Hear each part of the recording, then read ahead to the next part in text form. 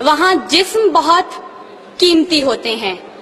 جس معاشرے میں انسانوں کی کوئی قیمت نہیں ہوتی وہاں عزت کی بولی سب سے اونچی لگتی ہے۔ جس معاشرے میں انسانوں کی کوئی قیمت نہیں ہوتی وہاں بنت ہوا سرے بادام طبلے کی تھاپ پر ناچتی ہے، اور جس معاشرے میں انسانوں کی کوئی قیمت نہیں ہوتی وہاں بھوک تہذیب کے آداب بھلا دیتی ہے۔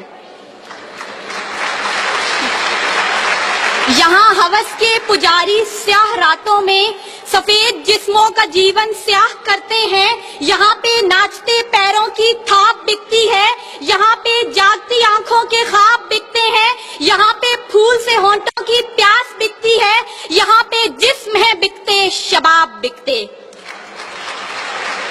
عالی وقار بھوک 2 وقت کی روٹی کے عوض بنت ہوا کو ابن آدم کی ہوس کا نشانہ بننے پر مجبور کر دیتی ہے، لیکن کہیں کوئی قیامت نہیں اترتی۔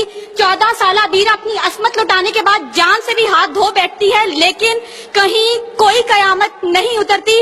تھر کی جلتی ریت پر ننگے پاؤں چلنے والی قوم کا صدر اسلام آباد کی سڑکوں پر مرسیڈیز میں سفر کرتا ہے، لیکن کہیں کوئی قیامت نہیں اترتی۔ بلوچستان کی خشک سالی پر ایئر کنڈیشن کمروں میں منرل واٹر پی پی کر غور کیا جاتا ہے، لیکن کہیں کوئی قیامت نہیں اترتی۔ یہ شاہراہیں اسی واسطے بنی تھیں کیا کہ ان پر دیس کی جنتا سسک سسک کر مرے؟ زمینیں کیا اسی کارن اناج اگلا تھا کہ نسل آدم و حوا بلک بلک کر مرے؟ ملے اسی لیے ریشم کے ڈھیر بنتی ہیں کہ دختران وطن تار تار کو ترسے، چمن کو اسی لیے مالی نے خون سے سینچا تھا کہ اس کی اپنی نگاہیں بہار کو ترسیں۔ عالی وقار یہ ہے اسلامی جمہوریہ پاکستان، جہاں ہر کوئی اپنی دھن میں مگن ہے، سر کھجانے کی فرصت نہیں، دائیں بائیں کی فکر نہیں، ہر شخص بھوکا ہے۔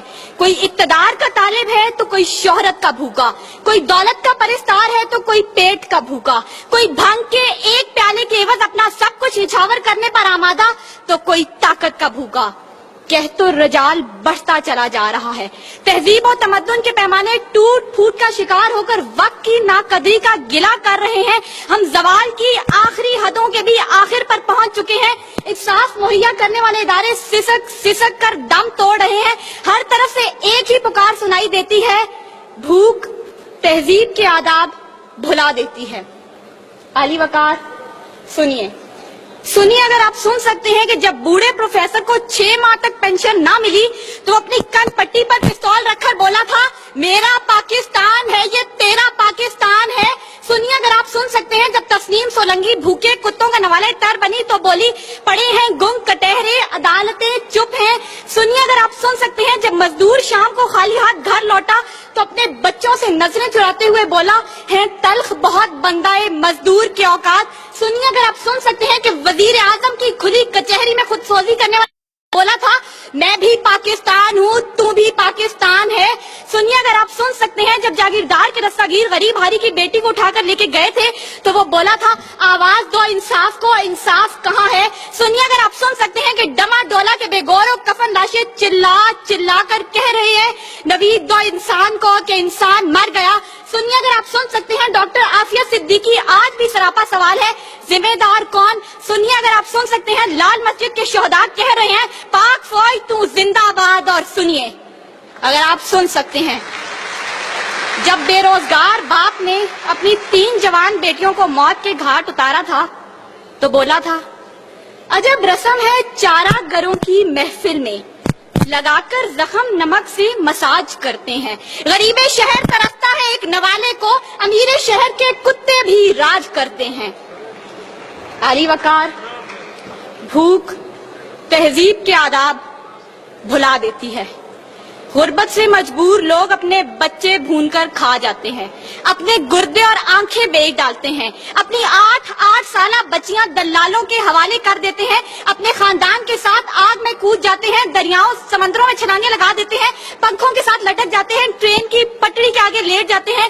غربت، ظلم اور مہنگائی سے مجبور لوگ اپنے معصوم بچوں کے گلے کاٹ دیتے ہیں۔ عالی وقار सदारत, विजारत और इमारत के भूखे तहजीबी अकदार को पामाल कर देते हैं। कभी तो चंद खोटे सिक्कों के बस कौम की बेटियों को बेच डालते हैं, तो कभी मसाजिद का तकद्दुस पामाल करते हुए ने लहू रंग करते हैं, और कभी अपनी ही आवाम से कहते हैं मैं तुम्हें वहां से निशाना बनाऊंगा कि तुम्हें पता भी नहीं चलेगा। जब लोग ये कहते हैं खुदा देख रहा है, मैं सोचने लगता हूँ क्या देख रहा है। अली वकार, इससे पहले कि भूख इस मुल्क को खा जाए, इससे पहले कि लहजे बेआवाज हो जाएं, सुर संगीत सब बेसाज हो जाए, मिल्लत इस्लामिया की ये बेटी, मुल्क और कौम की बेटी और आपकी बेटी आपसे इस्तिदा करती है खुदारा उस बूढ़े बाप का सहारा बन जाइए जिसके बेटे ने खुद सोजी की।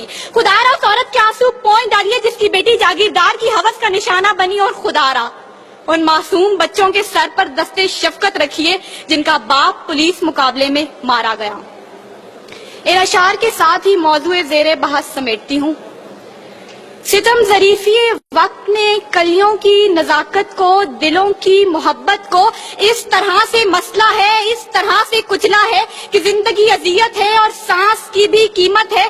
किसका हाथ है जो खून से रंगा नहीं, किसका गिरेबां है जो गिरफ्त से बचा नहीं। सदाए मौत आती है शहर भर की गलियों से, खून की बू आती है फूलों और कलियों से। शुक्रिया।